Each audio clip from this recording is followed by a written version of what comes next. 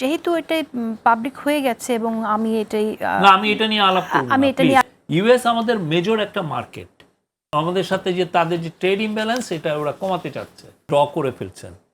একজন আজকে বলছেন যে 40 বছরে এমন ক্রাইসিস হয়নি। ভাই 40 বছরের আগের তো আর ট্রাম্প অ্যাডমিনিস্ট্রেশন আসেনি। তো যুক্তরাষ্ট্রের সাথে যে চুক্তি নিয়ে আলাপ হচ্ছে সেই বিষয়টা আসতে চাইছি। তারা যে ট্যারিফটা আরোপ করতে চাইছে বাংলাদেশের উপরে, এখানে তৃতীয় দফার আলোচনা এখন শুরু হতে যাচ্ছে। কিন্তু এই প্রসঙ্গে ইতিমধ্যে অনেকেই অনেক রকম মন্তব্য করেছেন। যেমন অর্থনীতিবিদ দেবপ্রিয় ভট্টাচার্য বলেছেন, দেশের ইতিহাসে এই প্রথম কোনো নন ডিসক্লোজার এগ্রিমেন্ট সই হতে দেখলেন তিনি। এবং আরও অনেকে বলেছেন যে এটা কূটনৈতিক ব্যর্থতা। যেমন বেসরকারি গবেষণা প্রতিষ্ঠান south Asian network on economic modelling সানেমের নির্বাহী পরিচালক তিনি সেলিম রায়হান, তিনি বলেছেন বাংলাদেশের দর কষাকষির অভিজ্ঞতা নেই, পাল্টা শুল্ক অন্য দেশের তুলনায় আমাদের দর কষাকষি হতাশ করেছে।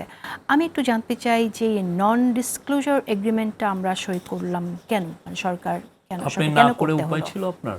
ইউএস যদি আপনার উপরে চায়, উনি বললেন এইটাই বাংলাদেশে প্রথম। আসলে এই বাংলাদেশে এইটাই প্রথম ইউএস একবার চেয়েছেন যে নন ডিসক্লোজার এগ্রিমেন্ট করতে। এর আগে তো এরকম চায়নি।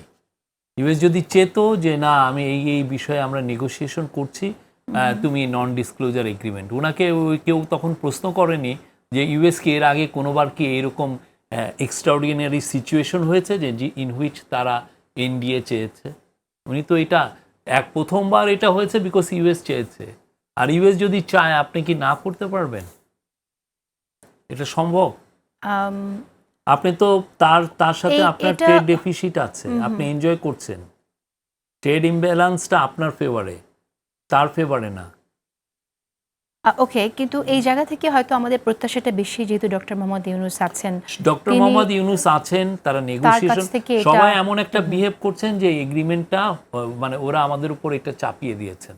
এখনো কিন্তু এটা ফাইনাল কিছু হয়নি। খুব একটা আশান্বিত হওয়ার মতো আশান্বিত কিছু আপনি আমরা আপনি শুনিনি প্রথম এখনো কথা হচ্ছে পর্যন্ত। যে যারা এই কথাগুলো বলছেন তারা কি জানেন যে কয়টা এগ্রিমেন্ট হয়েছে ইউএস এর সাথে সোফার? ইউএস গভর্নমেন্ট সোফার কার কার সাথে এই এগ্রিমেন্টটা করেছে? যাদের সাথে করছে কিছু জায়গায় তো আলোচনা দুইটা না অন্তত তিনটা দেশের সাথে। পৃথিবীতে হ্যাঁ ইউএস ট্রেড করে 190টা দেশের উপরে। উপরে, রাইট। কিন্তু কিছু হ্যাঁ, যাদের কিন্তু সাথে হচ্ছে হচ্ছে এটা আমরা জানি যে, যেমন এই বিষয়টাতে অন্তত যে নতুন ট্যারিফ নিয়ে যাদের সাথে হচ্ছে তাদের তো, যেমন ইন্ডিয়ার ব্যাপারটা আমরা শুনেছি, তাদের ইন্ডিয়া কি এগ্রিমেন্ট করেছে? পাকিস্তান কি এগ্রিমেন্ট করেছে? ট্যারিফের ব্যাপারে যে আলোচনাটা হয়েছে সেখানে তো 20-এর নিচে থাকবে, এটা তো আমরা জানি। এইটা এই এখনো তো জায়গাটা শিওর না। আপনি যতক্ষণ না ফাইনাল আপনি ডিক্লারেশন করছেন আপনি তো ইউ আর নট শিওর। আমরাও তো অনেকগুলো কথা, আমরা এনডিএ করেছি বলে অনেক কথা আমরা বলতে পারছি না। আমরা সবাইকে বলবো যে আপনারা ধৈর্য ধরেন। ভিয়েতনামের কথা আমরা জানি, ভিয়েতনামও তো এই জায়গায় ভিয়েতনামে এখনো ফাইনাল হয়েছে, আপনি দেখেছেন ওরা অ্যানাউন্সমেন্ট হয়েছে। ইন্দোনেশিয়া করে ফেলেছে চুক্তি। ইন্দোনেশিয়া একটা, আরো আরেকটা কান্ট্রির নাম বলেন, আরেকটা কান্ট্রির নাম বলেন। আচ্ছা, তো আমরা সবসময় নেগেটিভের সাথে নিজেদেরকে না না, তুলনা করব, নেগেটিভের যারা ভালো বিষয় না, করছে তাদের সাথে তুলনা নেগেটিভের করতে চাই বিষয় তো। না। এটা আমি নেগেটিভের বিষয় না, আমি বলছি যে মানুষ অতিরিক্ত অধৈর্য হয়ে যাচ্ছেন। অতিরিক্ত অধৈর্য হওয়ার কিছু নাই। আমরা যদি ফেল করি তারপরে আপনি একদম মাইক দিয়ে আমাদেরকে গালি দিয়েন। হ্যাঁ, কিন্তু কথা হচ্ছে যে আপনি অস্থির হওয়ার তো কিছু নাই। আমাদের ট্রেড নেগোসিয়েটররা কাজ করছেন, আমরা সবার সাথেই বসছি। আরেকজন বলে যে আমরা কারোর সাথেই বসছি, আমরা সবার সাথে বসছি। বাংলাদেশের থেকে জিনিস সবচেয়ে হাইয়েস্ট এক্সপোর্ট করেন, তার সাথে সিরিজ অফ বৈঠক হয়েছে। আমাদের ট্রেড এক্সপার্টদের সাথে আমরা কথা বলেছি। বশির নিজে, শেখ বশির উদ্দিন নিজে একজন টপ এক্সপোর্টার, উনি জানেন। প্লাস হচ্ছেন ডক্টর খলিল আংটার্ডে ছিলেন 25 বছর, উনি জানেন। This people know what they are doing. আমরা সবাইকে বলবো একটু ধৈর্য ধরেন, আমরা চেষ্টা করছি, আমরা আমাদের সর্বোচ্চ চেষ্টা করছি। আর উনি যেটা বললেন এনডিএর কথা, এনডিএ তো এর আগে কি ইউএস কোনো সময় বলেছে যে তুমি আমার সাথে এনডিএ করো? প্রথমবার চেয়েছে, এবং সেক্ষেত্রে আপনার আসলে হাত পা বাঁধা, আপনি কিছু করার নাই। আপনি তখন বলতেন যে না আমি তোমার সাথে এনডিএ করব না। আচ্ছা, আপনি এটা বলতে পারতেন। হাত পা কোন লেভেলে বাধা সেটা একটু বুঝতে চাই, কারণ এখানে তো আমরা জানি যে নিরাপত্তা ফ্রেমওয়ার্কের প্রসঙ্গ আছে। এটা শুধুমাত্র আপনি একা না তো, এটা সবার সাথে। এটা যখনই ইউএস যার সাথেই করেছে ইদানিং, আপনি সবার সাথে একই জিনিস। তাহলে আমাদেরকে কি নিরাপত্তা ইস্যুতে বা অন্যান্য জায়গায় কম্পেনসেট করতে হচ্ছে আমাদের রপ্তানির No, আয়টাকে রক্ষা করার জন্য আমরা বা আমরা চাচ্ছি যুক্তরাষ্ট্রে আমাদের যে আমরা রপ্তানি একটা ঠিক রাখার বেটার জন্য? ডিল পাওয়ার জন্য আমরা সর্বাত্মক চেষ্টা করছি। আমরা একটা বেটার ডিল পাওয়ার জন্য আমরা সর্বাত্মক চেষ্টা করছি, এবং এই ডিলটা যাতে ভালোভাবে হয় এবং ডিলটা যাতে আমরা ইয়ে করি কি যেন ভালো নেগোশিয়েট করি, এই জন্যই এনডিএর প্রশ্নটা এসছে।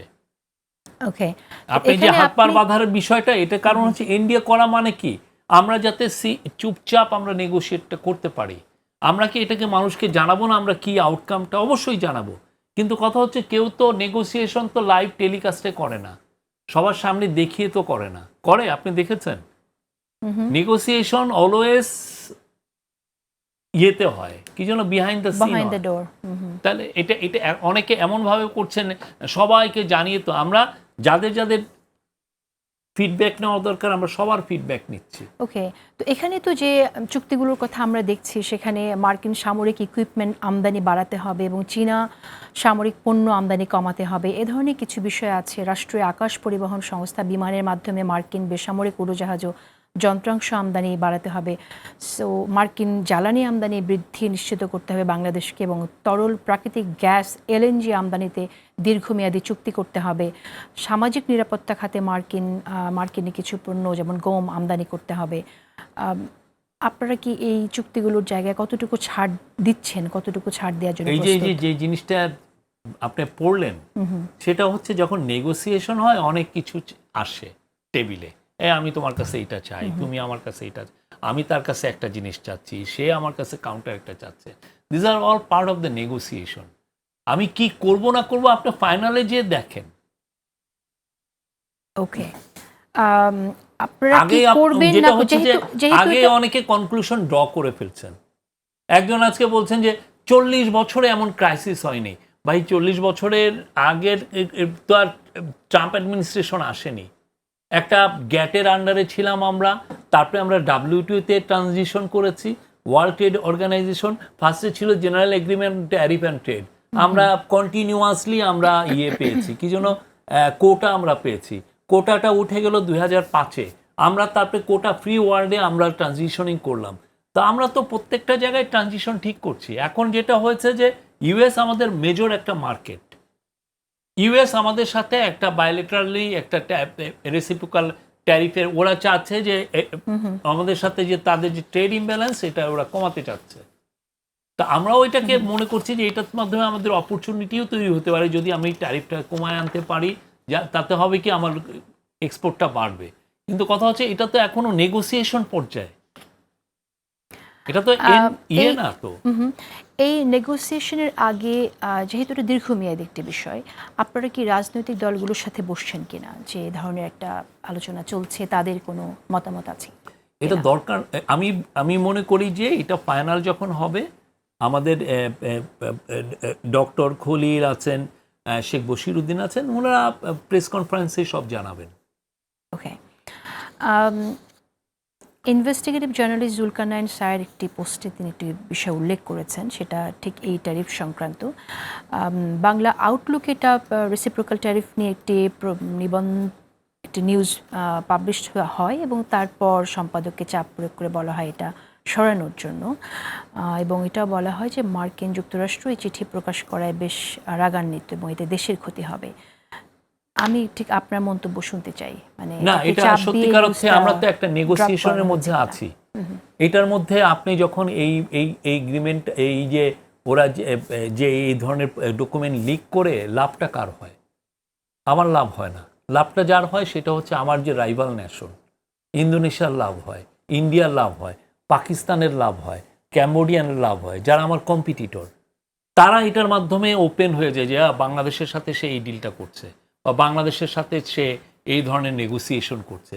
এই জন্য এই জিনিসগুলোকে এনডিএ দেওয়ার মূল কারণই হচ্ছে যে আপনি যাতে এটা বিহাইন্ড দ্য সিন থাকে, আপনার পজিশনটা সে যেন না দেখে। আপনি যদি আগে দাবার চালগুলো আগে জানিয়ে দেন যে আমি এরপর এই চাল দিল, তাহলে তো খেলা থাকে না, নেগোসিয়েশন থাকে না। তাহলে আপনি বলছেন এটা খুবই অন্যায় হয়েছে, জাতীয় স্বার্থের এগেইনস্টে গেছে। অবশ্যই এটা জাতীয় স্বার্থের এগেইনস্টে গেছে। ঠিক এই কারণেই কি যিনি এই তথ্য এই চুক্তির ডকুমেন্টটি আসলে ডিসক্লোজ করেছেন তাকে চাকরিচ্যুত করা হয়েছে ঠিক এই কারণেই? উনি সাসপেনশন হয়েছেন আমি শুনেছি এই কারণে। আপনার মনে রাখতে হবে এটা এনডিএ, এটা উনি সরকারি কর্মচারী। হ্যাঁ, আমি জানি না পুরোটা, যদি এটা সত্য হয় যে যে উনি এটা রিলিজ করেছেন, তাতে উনি তো ভয়ানক রকমের গর্হিত কাজ করেছেন। এটা কি একটা সরকারি কর্ম, উনি ওনার ওথ ভাঙছেন। ওনাকে দেওয়া হয়েছে যে এটা একটা এনডিএ, এটা নন ডিসক্লোজার, তুমি বাইরে জানাবা না। উনি কি করছেন এটা জানিয়ে দিচ্ছেন, এটা তো ঠিক না। ওকে, আচ্ছা, এটা আপনার বাইরে আপনি দেখবেন কোনো দেশে, তাহলে প্রতি দেশে এই জিনিসগুলো থাকে, প্রতিটা দেশেই। আপনি এটা কি করবেন? এই জিনিসগুলো কি আপনি ওপেন করে দিবেন? এটা তার কাছে যে তথ্যটা আছে তিনি যদি মনে করেন দেশের স্বার্থে এটা আমাদের জানানো উচিত, তাহলে তো তিনি করতে পারেন। আমরা তো এটা ফাইনাল এগ্রিমেন্ট, এটা কি ফাইনাল এগ্রিমেন্ট? দেশের স্বার্থে করছে, এটা কি ফাইনাল এগ্রিমেন্ট আমাদের? ঠিক আছে, আমাদের যদি আমরা ফাইনাল এগ্রিমেন্ট, এমন একটা এগ্রিমেন্ট করলাম যে এগ্রিমেন্টে আমি আমার জাতীয় স্বার্থকে জলাঞ্জলি দিচ্ছি, উনি তখন বলতে পারেন যে না, উনি একটা হুইসেল ব্লোয়ার হিসেবে এটা সবাইকে জানিয়ে দিলেন যে আমরা এই এগ্রিমেন্টটা ফাইনাল হয়ে গেছে, বাংলাদেশ এই গভর্নমেন্ট তার জাতীয় স্বার্থকে জলাঞ্জলি দিয়েছে। এটা তো একটা নেগোসিয়েশনের মধ্যে অনেকগুলো ড্রাফট হয়। এই first draft, second draft, third draft, আমি যত নেগোসিয়েশন করব নতুন করে করে ড্রাফট হয়। সো আমি এই যেহেতু এটাই পাবলিক হয়ে গেছে এবং আমি এটাই না, আমি এটা নিয়ে আলাপ করব না, আমি এটা নিয়ে